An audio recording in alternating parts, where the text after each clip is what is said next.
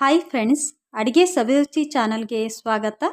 ಇವತ್ತು ನಿಮಗೆ ಬೆಳಗಿನ ತಿಂಡಿಗೆ ಮನೆಗೆ ಗೆಸ್ಟ್ ಬಂದಾಗ ಅಥವಾ ವೆಯ್ಟ್ನ ಕಡಿಮೆ ಮಾಡ್ಕೋಬೇಕು, ಡಯಟ್ ಮಾಡಬೇಕು ಅನ್ನೋ ಫ್ರೆಂಡ್ಸ್ಗಳು 10 ನಿಮಿಷದಲ್ಲಿ ಹೇಗೆ ಟೇಸ್ಟಿಯಾದ ಓಟ್ಸ್ ದೋಸೆನ ಮಾಡ್ಕೋಬೋದು ಅಂತ ತಿಳಿಸ್ಕೊಡ್ತಿದ್ದೀನಿ.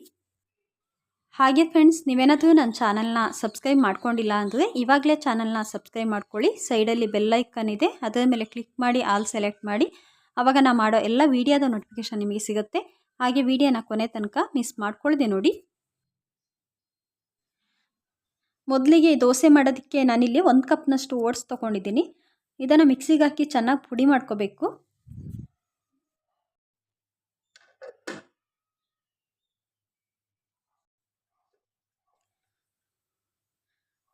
ಇದು ನೋಡಿ, ಇವಾಗ ಚೆನ್ನಾಗಿ ಪುಡಿಯಾಗಿದೆ, ನಿಮಗೆ ಇಲ್ಲಿ ಕಾಣಿಸ್ಬೋದು. ಇವಾಗ ಇದನ್ನು ಒಂದು ಬೌಲಿಗೆ ಹಾಕ್ಕೊಳ್ಳೋಣ. ಇವಾಗ ಈ ಓಟ್ಸ್ ಹುಡಿಗೆ ನಾನೊಂದು 1/4 ಕಪ್ನಷ್ಟು ಅಕ್ಕಿ ಹುಡಿ, 1/4 ಕಪ್ನಷ್ಟು ರವೆ, ಹಾಗೆ ಒಂದು 1/2 ಕಪ್ನಷ್ಟು ಮೊಸರು ಹಾಕ್ತಿದ್ದೀನಿ. ಇದನ್ನು ಗಂಟಿಲ್ದ ಹಾಗೆ ನಿಧಾನಕ್ಕೆ ಚೆನ್ನಾಗಿ ಮಿಕ್ಸ್ ಮಾಡ್ಕೋಬೇಕು.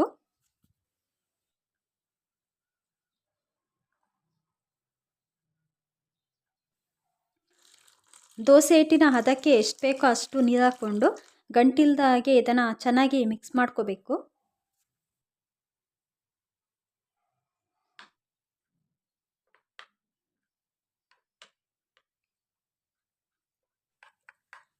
ನಿಮಗಿಲ್ಲಿ ಕಾಣಿಸ್ಬೋದು, ನಾನು ದೋಸೆ ಹಿಟ್ಟಿನ ಹದಕ್ಕೆ ಚೆನ್ನಾಗಿ ಮಿಕ್ಸ್ ಮಾಡ್ಕೊಂಡಿದ್ದೀನಿ.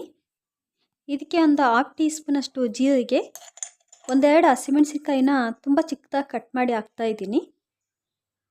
2 ಟೇಬಲ್ ಸ್ಪೂನಷ್ಟು ಕ್ಯಾರೆಟ್ ತುರಿ, ಜೊತೆಗೆ ಸ್ವಲ್ಪ ಕಟ್ ಮಾಡಿದಂಥ ಕೊತ್ತಂಬರಿ ಸೊಪ್ಪು ಹಾಕ್ತಾಯಿದ್ದೀನಿ. ಟೇಸ್ಟಿಗೆ ಸಾಲ್ಟ್ ಹಾಕ್ಕೊಂಡು ಚೆನ್ನಾಗಿ ಮಿಕ್ಸ್ ಮಾಡ್ಕೋಬೇಕು. ನಾನಿಲ್ಲಿ ಜೀರಿಗೆ ಮತ್ತು ಹಸಿಮೆಣಸಿನ್ಕಾಯಿನ ಹಾಗೆ ಹಾಕ್ತಾಯಿದ್ದೀನಿ.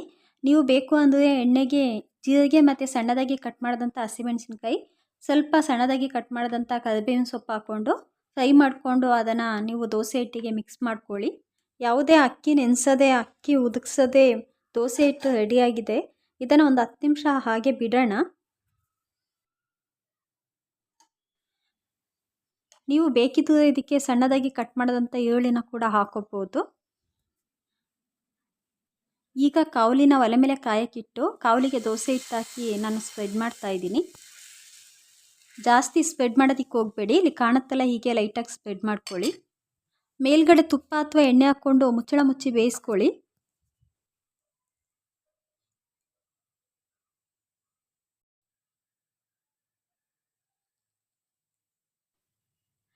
ಈ ದೋಸೆನ ಕ್ರಿಸ್ಪಿಯಾಗಿ ಬೇಕು ಅಂದರೆ ಒಂದು ಕಡೆ ಕಾಯಿಸ್ಕೋಬೋದು, ಇಲ್ಲ ನಿಮಗೆ ಸ್ವಲ್ಪ ಸಾಫ್ಟಾಗಿ ಬೇಕು ಅಂದರೆ ಇನ್ನೊಂದು ಕಡೆ ಮಗ್ಚಾಕಿ ಕೂಡ ನೀವು ಇದನ್ನು ಕಾಯಿಸ್ಕೋಬೋದು.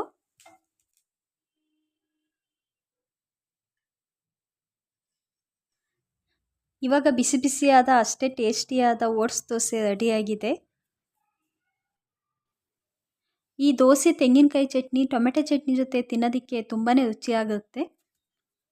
ನೀವು ಕೂಡ ಇಷ್ಟೊಂದು ರುಚಿಯಾದ ಹೆಲ್ದಿಯಾದ ಕ್ರಿಸ್ಪಿ ಓಟ್ಸ್ ದೋಸೆನ ಮನೇಲಿ ಟ್ರೈ ಮಾಡಿ. ಹಾಗೆ ಹೇಗಿತ್ತು ಅಂತ ನನಗೆ ಕಮೆಂಟ್ ಬಾಕ್ಸಲ್ಲಿ ತಿಳಿಸಿ. ಈ ವಿಡಿಯೋ ನಿಮಗೇನಾದರೂ ಇಷ್ಟ ಆದರೆ ವಿಡಿಯೋಕ್ಕೊಂದು ಲೈಕ್ ಕೊಟ್ಟು ಚಾನಲ್ನ ಸಬ್ಸ್ಕ್ರೈಬ್ ಮಾಡಿ. ಸೈಡಲ್ಲಿ ಬೆಲ್ ಐಕನ್ ಇದೆ, ಅದರ ಮೇಲೆ ಕ್ಲಿಕ್ ಮಾಡಿ ಆಲ್ ಸೆಲೆಕ್ಟ್ ಮಾಡಿ. ಮತ್ತೆ ಮುಂದಿನ ವಿಡಿಯೋದಲ್ಲಿ ಸಿಗೋಣ. ಬಾಯ್.